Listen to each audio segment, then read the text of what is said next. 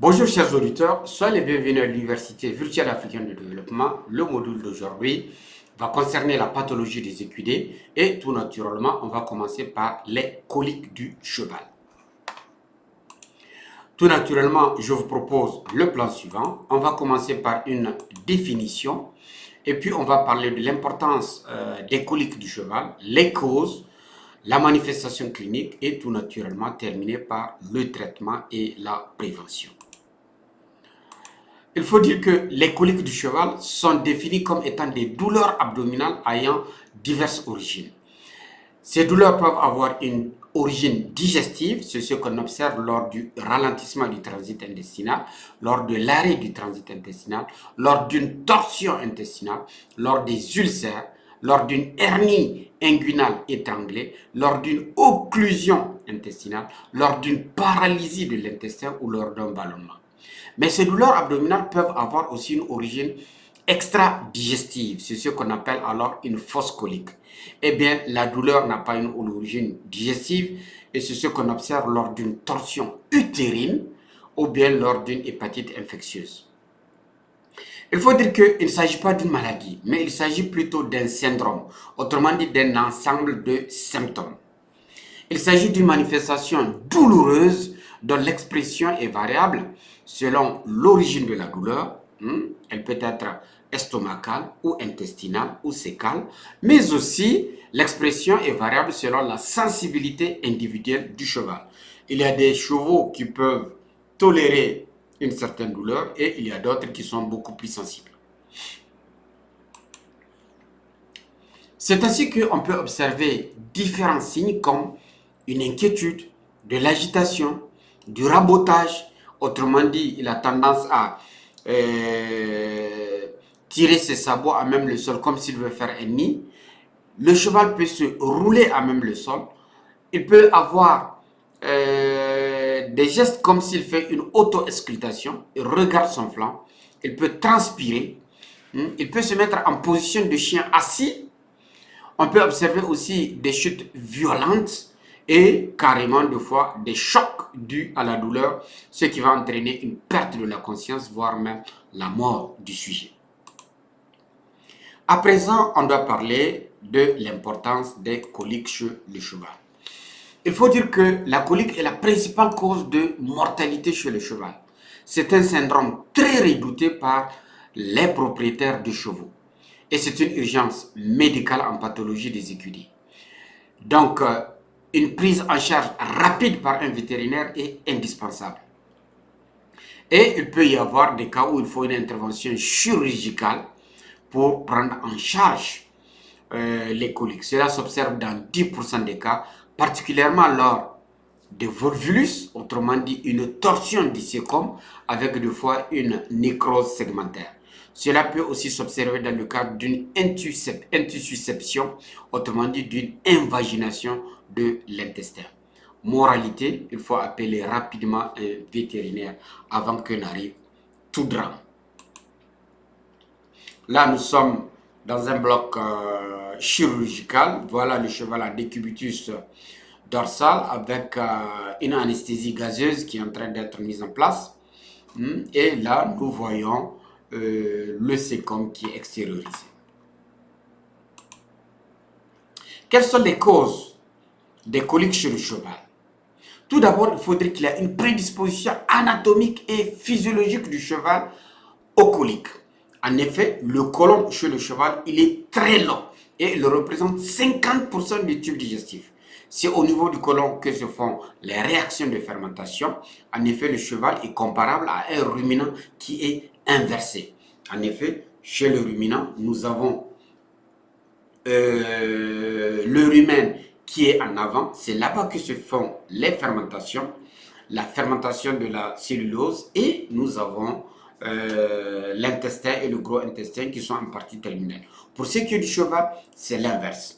En effet, nous avons un estomac qui est réduit, où le transit est rapide, et toute la fermentation se fait au niveau du côlon. Donc, pour cette particularité, il faut faire boire au cheval d'abord, avant de lui donner la paille, et enfin, on termine par les concentrer. Donc, voilà l'ordre pour alimenter le cheval. D'abord lui donner à boire, ensuite la paille et enfin les concentrer. Il faut dire aussi que le cheval est neurovégétatif.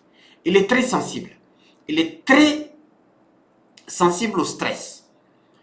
Donc pour cela, son élevage se fait dans la sérénité, dans des boxes ou dans des prairies. Il lui faut aussi du fourrage qui va l'occuper pendant au moins 10 heures par jour. En effet, le cheval peut faire jusqu'à 35 000 coups de mâchoire par kilogramme de paille.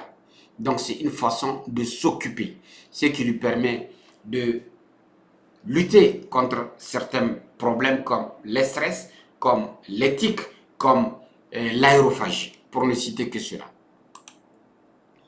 En dehors de cela, il y a plusieurs facteurs qui favorisent les coliques chez le cheval. C'est par exemple les erreurs alimentaires, telles qu'un abreuvement insuffisant, une alimentation très sèche, de l'ingestion de sable ou bien des erreurs de rationnement. Autrement dit, au lieu de lui donner ces aliments dans l'ordre eau, paille concentrée, si on commet l'erreur d'inverser, on peut obtenir des problèmes. Parmi les facteurs favorisants, il y a aussi le parasitisme, mais aussi le mode de vie du cheval. En effet, du fait que le cheval est gardé en boxe, il peut être sujet à des stress qui seront à l'origine des tics, à l'origine de l'aérophagie. Mais il faut dire aussi le changement de temps peut être un facteur qui va favoriser les coliques chez le cheval. Le simple changement de temps. À présent, nous allons nous attaquer à la partie la plus importante qui est la manifestation clinique des coliques chez le cheval. Tout d'abord, il faut dire qu'il y a des signes prémonitoires qui vont alerter le propriétaire du cheval. C'est ainsi qu'on peut observer une inquiétude, on peut observer une agitation ou une roulade. Et c'est ainsi qu'on peut classer les coliques en 5 stades selon l'intensité de la douleur. C'est ainsi que le stade 1, c'est le stade au cours duquel il y a une absence de douleur, il n'y a aucun signe qui n'est observé. Le stade 2, c'est le stade où il y a une douleur qui est légère. En ce moment, le cheval, il rabote le sol, il se regarde les flancs, il manque d'appétit, il se couche plus lentement que la normale. Le stade 3, la douleur est modérée, le cheval est agité, il se tape les ventres avec ses membres postérieurs, il reste longtemps couché ou il prend une position de cheval, une position de chien qui est assis. Il y a le stade 4, c'est dans ce cas la douleur elle est sévère, le cheval se roule violemment, le cheval transpire beaucoup et il peut même faire des chutes violentes à même le sol. Et enfin, le stade 5, c'est le stade au cours duquel le cheval est dans un état de dépression grave. Il est dans un état le plus souvent de choc à cause de la douleur et il peut en mourir. À ces signes s'ajoutent d'autres signes cliniques comme la tachycardie, autrement dit l'augmentation de la fréquence cardiaque, la congestion de la muqueuse oculaire, au lieu d'être rosée, elle sera rouge, l'absence de bruit du tube digestif, le bruit du transit à l'auscultation, la déshydratation et l'échographie peut révéler des torsions du sécom. Comme on dit, mieux vaut voir une seule fois que d'entendre plusieurs fois. Là, nous avons un cheval qui est agité. Là, il commence la roulade. Là, il est carrément, il se roule violemment. Là, c'est une roulade aussi. Là, il transpire. Comme nous regardons son corps, nous voyons bien qu'il transpire. Et mieux, il a tendance à s'auto-ausculter et à regarder son flanc. Là, c'est l'auto-auscultation. C'est comme s'il écoute les bruits du transit intestinal. Là, nous voyons qu'il est cabré. Et là, il est couché. Mieux, là, c'est la position du chien assis. C'est la position du chien assis. Et là, carrément, c'est un cheval qui est mort suite à un choc, suite à une douleur extrême. Qu'en est-il du traitement? Pour ce qui est du traitement, il faut dire que le traitement vise à 1. Évaluer la gravité de la colique. 2. À émettre un pronostic pour voir si c'est un pronostic favorable ou réservé ou grave. Et enfin, choisir le traitement en fonction de la cause. Là, c'est un veto qui est en train de faire l'auscultation pour s'assurer si le transit se passe bien ou pas. Donc, il faut un examen clinique complet avec une auscultation pour écouter les bruits du transit intestinal. On peut deux fois recourir à la palpation abdominale pour voir s'il y a un ballonnement, s'il y a un tympanisme. Autrement dit, s'il y a des gaz qui s'accumulent dans le tube digestif. On peut faire une fouille rectale pour voir s'il n'y a pas une occlusion. On peut faire un sondage naso-œsophagien pour voir le contenu de l'estomac. À ce niveau, c'est l'occasion de dire que on ne fait pas de sondage bucco-œsophagien chez le cheval. En effet, pour accéder à l'estomac du cheval, on passe par les naseaux afin de faire passer la sonde. On peut aussi faire des examens complémentaires tels qu'une échographie. On peut demander un examen hématologique ou bien faire de la coprologie. Et la coprologie, particulièrement lorsqu'on veut s'assurer si ce sont des parasites intestinaux ou pas. D'où la nécessité de juger de la nécessité d'une chirurgie d'urgence, ce qui va forcément exiger l'évacuation du sujet au bloc opératoire. Là, nous sommes dans un bloc et nous voyons le vétérinaire qui tient une sonde naso-œsophagienne qui est passée dans le nez du poney.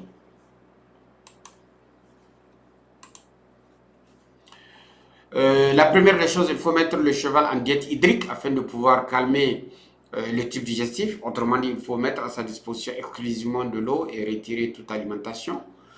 On utilise le plus souvent des antispasmodiques, mais aussi des anti-inflammatoires non-stéroïdiens pour calmer la douleur et le transit intestinal.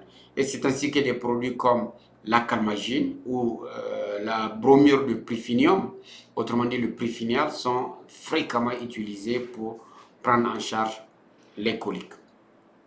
Certains praticiens administrent aussi de la paraffine par sondage naso-œsophagien et on peut aussi faire une perfusion, particulièrement lorsque le cheval est déshydraté et aussi si on veut que le produit agisse rapidement, on peut faire une injection en IV ou faire passer le produit par une perfusion. Comme on dit, mieux vaut une once de prévention que livre de traitement. Donc on va parler de la prévention. Ensuite, concernant la prévention, il faut faire un bon rationnement. Il faut d'abord donner au cheval de l'eau fraîche et cette eau doit être aussi suffisante. Et ensuite lui donner la paille et puis enfin le concentré. Lorsqu'on change de régime alimentaire, il faut assurer un transit alimentaire afin d'éviter des changements brusques. Il faut éviter tout ce qui est source de stress. Donc pour cela, il faut réduire le temps au box. Il faut lui donner de la paille en quantité suffisante afin qu'il s'occupe. Et il faut organiser des sorties au pré pour qu'il ne reste pas isolé seul au box. On peut aussi le déparasiter de temps à autre et il y a de nombreux produits sur le marché tels que des pâtes à base d'ivermectine, tels que le Nexmectin. On peut aussi trouver d'autres produits comme le Pamoate de Pirantel qui sont administrés sous forme de pâte orale aux chevaux. En conclusion, il faut dire que le cheval est un animal qui est sujet aux coliques. Il a une particularité anatomique et digestive qui le prédispose à des crises de coliques. Donc, il faut tenir compte de cela. Il faut tenir compte de ces particularités anatomiques et digestives dans l'alimentation et le rationnement.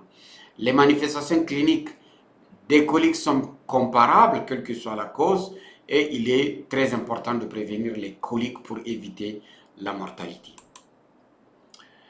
Donc voilà, mesdames et messieurs, ce que j'ai bien voulu partager avec vous et je vous remercie infiniment pour votre attention. Je ne terminerai pas tout naturellement sans demander aux uns et aux autres de soutenir la chaîne en partageant massivement, particulièrement à tous les groupes et au centre équestre, mais aussi à tous les confrères, en espérant que nos frères qui sont dans les écoles inter-États de sciences et de médecine vétérinaire, qui sont à Ngaoundéré, qui sont à Dakar, qui sont au Burundi, qui sont en Algérie, au Maroc, mais aussi en France, à savoir Nantes, Alfort, Toulouse, qu'ils en feront un bon usage. Sur ce, je vous remercie infiniment et je vous donne rendez-vous au prochain module.